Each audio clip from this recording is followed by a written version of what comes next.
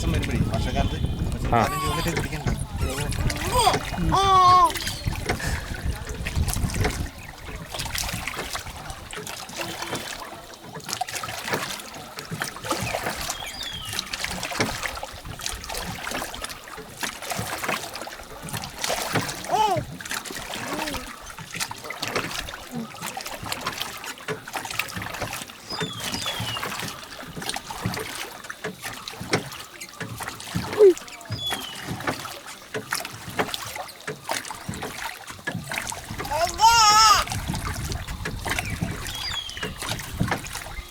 എന്തൊരു ബേഡല്ലേ.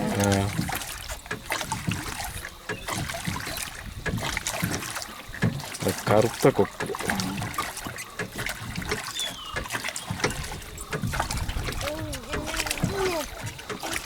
പിന്നെ ഏരിയൽ വ്യൂവിൽ ശരിക്കും മാപ്പിൻ്റെ ഇത് കാണുമായിരിക്കും അല്ലേ? ഏരിയൽ വ്യൂ അറിയാൻ പറ്റുള്ളൂ. നമുക്കാണെങ്കിൽ അറിയാൻ പറ്റും.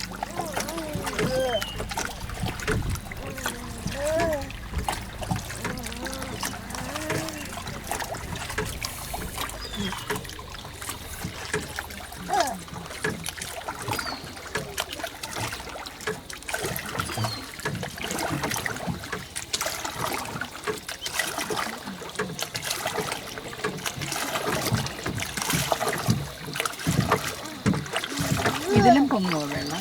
ഇത് 35 അടിയാണ്. വർഷക്കാലം ആയാലും ഇതിനകത്ത് വെള്ളം എന്ന് വെച്ചാൽ മഴവെള്ളമാണ്. ഇതിനകത്ത് ഇനിയിപ്പോൾ വർഷക്കാലം 6 അടി വെള്ളം പോകും. ആ റോഡിന്റെ ലെവലിൽ വെള്ളം ഉണ്ടാവും. അപ്പോൾ എല്ലായിടത്തും റോഡ് നടക്കാം. ആ വശത്തൊന്നും റോഡ് നടക്കാൻ പറ്റില്ല. റോഡിന്റെ മേലെ 3-4 അടി വെള്ളം ഉണ്ട്. നമ്മൾ ജാർഖണ്ഡ് കഴിഞ്ഞ് വന്നപ്പോൾ ഹിമാചലിലേക്ക് എടുക്കാം.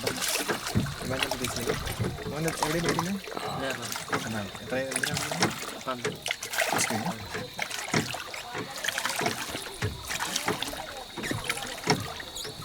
ഇത് നമ്മള് ജാർഖണ്ഡ് അല്ലേ? കഴിയാറായി. ഇനി ഹിമാചൽ പ്രദേശിൽ കിടക്കുകയാണ് നമ്മൾ.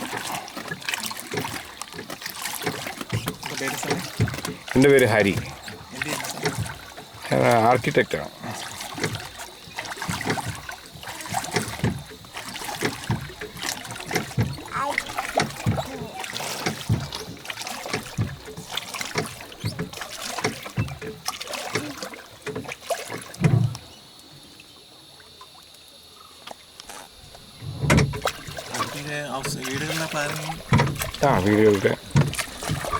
വീടുകളും ബാക്കി അല്ലല്ല, ഞാൻ ഒരു വെളിയിലാണ്. ഒമാൻ എന്ന് പറയുന്ന രാജ്യം.